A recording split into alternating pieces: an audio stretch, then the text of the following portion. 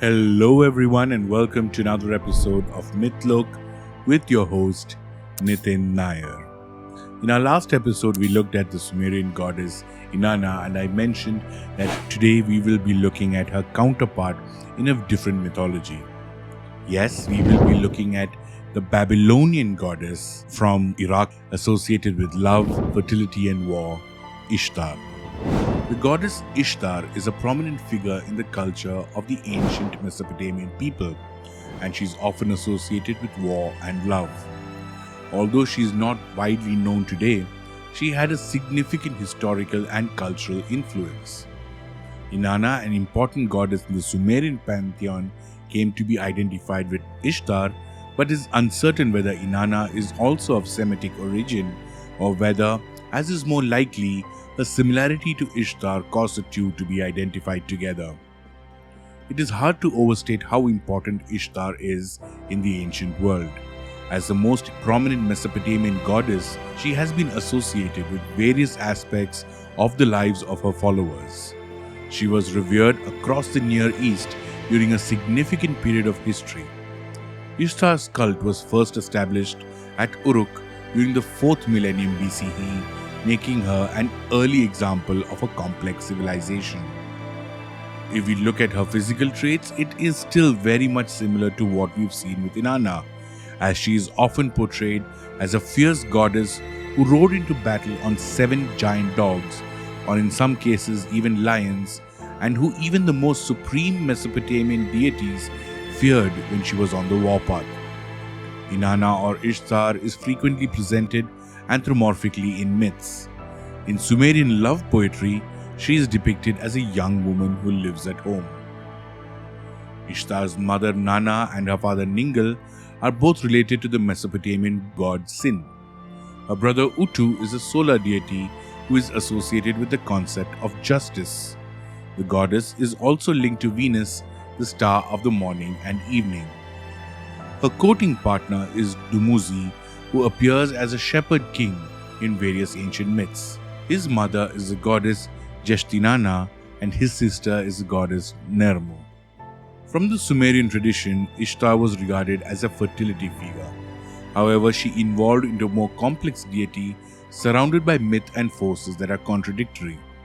She is also associated with the planets Venus and Shamash.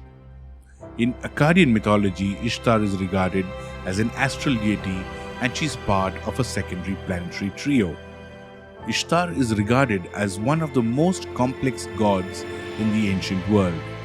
In Mesopotamian mythology, she is depicted as the deity who has all the divine powers and is entitled to the throne.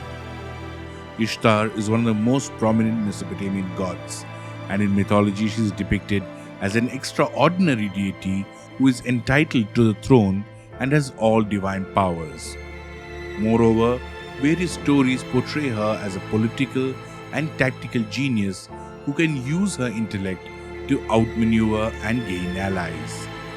Ishtar was able to get the Bull of Heaven in the Epic of Gilgamesh to avenge the insult she suffered at the hands of Gilgamesh. After she was imprisoned in the underworld, she was able to convince the god of wisdom, Ea, to help her escape.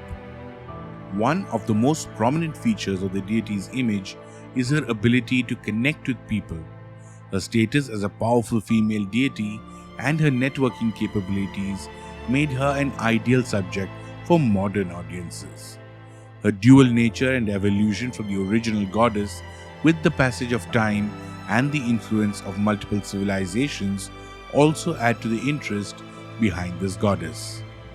Unfortunately, not very much in terms of new information has been gathered from the war-ravaged country, and researchers are hoping to continue their study in Iraq.